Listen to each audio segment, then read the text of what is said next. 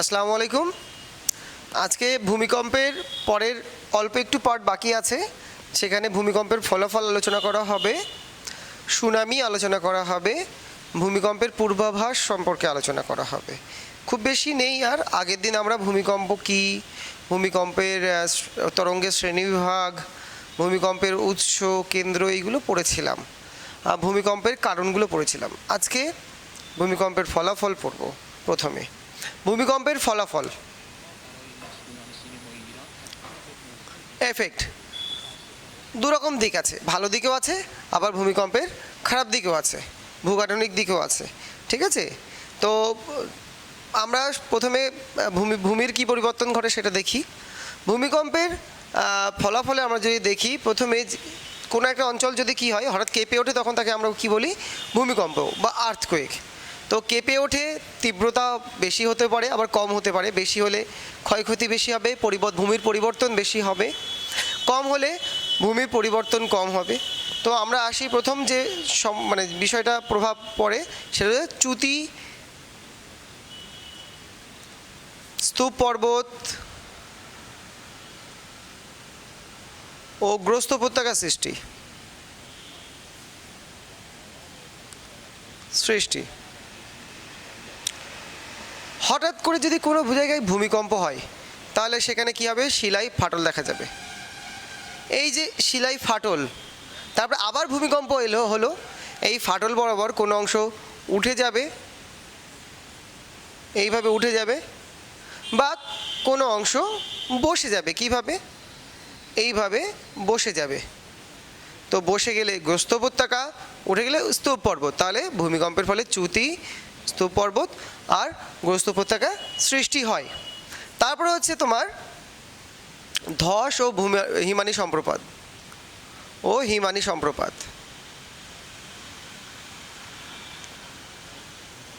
আমরা একটু আগে পড়েছি আগের দিনেই যে ভূমিকম্পের কারণ হিসেবে ধস বা হিমানী সম্প্রপাত। আবার ভূমিকম্পের ফলে ধস বাড়ে। বলছে আলগা ভূস্তর পাহাড়ি অঞ্চলে, বা মাটি বা আলগা শিলা স্তর হঠাৎ করে কেঁপে ওঠে, কী হয়? উপর থেকে নিচে দুম করে নেমে আসে, তখন তাকে বলা হয় ভূমিধস। আর হিমানী সম্প্রপাত কি? আলগা বরফের স্তর, পুরনো বরফের উপর যে জমছে নতুন বরফ, ভূমিকম্প যদি নিচের ভূমি যদি কেঁপে ওঠে, তাহলে কি হয়? ওই বরফটা উপর থেকে নিচে আসে নেমে, তখন তাকে বলা হয় হিমানী সম্প্রপাত। ঠিক আছে, তাহলে ভূমিকম্পের ফলে ধসও হয়, আবার হিমানী সম্প্রপাতও হয়। তারপর হচ্ছে নদীর গতিপথ পরিবর্তন।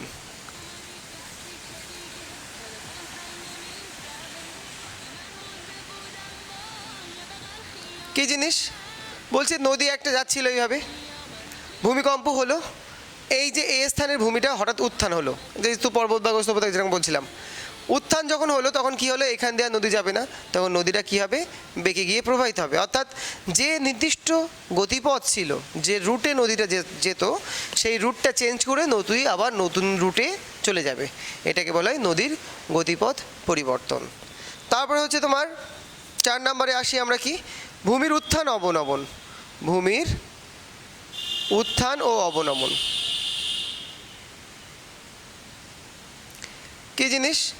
ভূমির উত্থান ও অবনমন বলছে অনেক সময় কি হয়, ভূমিকম্পের ফলে নিচু জায়গা উঁচু হয়ে যায়, আবার উঁচু জায়গা নিচে নেমে যায়। যেমন সমুদ্রে নিচু জায়গা ছিল, সেটা উঠে গিয়ে দ্বীপ তৈরি হলো, আবার দ্বীপ ছিল সেটা ডুবে গিয়ে তোমার হচ্ছে তৈরি হলো, সেই দ্বীপটার ভ্যানিশ হয়ে গেল।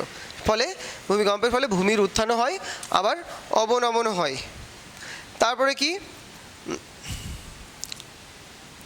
সুনামি ঘটে। সমুদ্রের নিচে তোমার হচ্ছে ভূমিকম্পের ফলে জলের বিশাল ঢেউ তৈরি হয়, তাকে আমরা বলি কি? সুনামি। পরে আমরা সুনামির ডিটেল জানবো। তারপরে কি হয়? জলাভূমি সৃষ্টি হয়।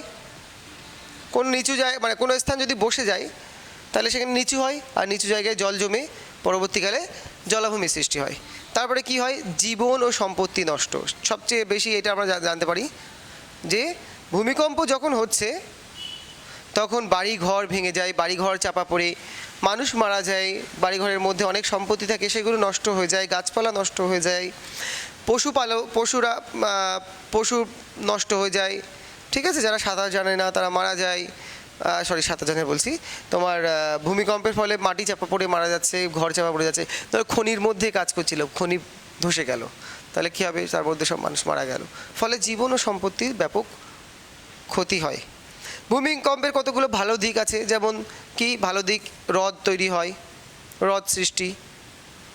আগে এখানে জলাভূমি ছিল না, নিচু হয়ে গেল, সেখানে বৃষ্টি জল জমে জলাভূমি সৃষ্টি হলো বা হ্রদ সৃষ্টি হলো। তারপরে কি হলো? তারপরে তোমার হচ্ছে ভূমিকম্প হয় বলেই পৃথিবীর ভেতরে যে গল্পগুলো, মানে ভূ অভ্যন্তরীণ তথ্য, সেইগুলো জানতে পারি ভূমিকম্প হয় বলে। না হলে আমরা পৃথিবীর অভ্যন্তরে কি হয়, কি আছে, সেগুলো সম্পর্কে জানতে পারতাম না। তারপরে কি? তারপরে হচ্ছে তোমার পর্বত সৃষ্টি হয় ভূমিকম্পের ফলে, পর্বত সৃষ্টি। তারপরে হচ্ছে তোমার খনিজ সম্পদ নিচ থেকে উপরের দিকে উঠে আসে, খনিজ সম্পদ পাওয়া যায়। তারপর হচ্ছে তোমার বন্দর তৈরি হয়, মানে উপকূলবর্তী এলাকা নিচু বসে গিয়ে কী হয়, সেখানে গভীর হয়ে যায়, গভীর হওয়ার ফলে সেখানে বন্দর তৈরি হয়। তাহলে এইগুলো হচ্ছে তোমার ভূমিকম্পের ভালো দিক, বন্দর সৃষ্টি। এবারে আমরা ডিটেলে আসবো সুনামি বা বন্দর সংলগ্ন ঢেউ। সুনামি কী জিনিস? ভূমিকম্পের কারণ ফলাফল সম্পর্কে আমরা জানলাম, এরপরে আমরা জানবো সুনামি। TSUNAMI, সুনামি জাপানি শব্দ এটা, কারণ হচ্ছে পৃথিবীর সবচেয়ে বেশি সুনামি এখানে হয়, জাপানেই হয়। TSU মানে হচ্ছে বন্দর, আর নামি মানে হচ্ছে ঢেউ, সংলগ্ন ঢেউ। বন্দর সংলগ্ন ঢেউকে বলা হয় সুনামি।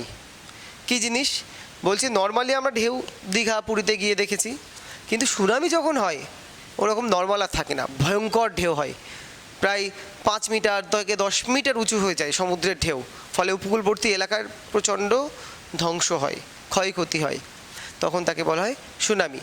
তো বলছে যখন সমুদ্রের ঢেউ বা তরঙ্গ বিশাল আকার বা দৈত্য আকার রূপ নিয়ে উপকূলের দিকে আছড়ে পড়ে, তখন তাকে বলা হয় সুনামি। এই সুনামির কারণগুলো কি কি দেখা যাক। প্রধান কারণ হলো ভূমিকম্প। সমুদ্রের নিচে যদি ভূমিকম্প হয় তাহলে কি হবে? সেখানে জল দুম করে ভূমিকম্প হলো, জলটা উঁচু হয়ে গেল, ফলে ঢেউটা আস্তে আস্তে উপকূলের দিকে বিশাল আকার ধারণ করে ছুটে আসে।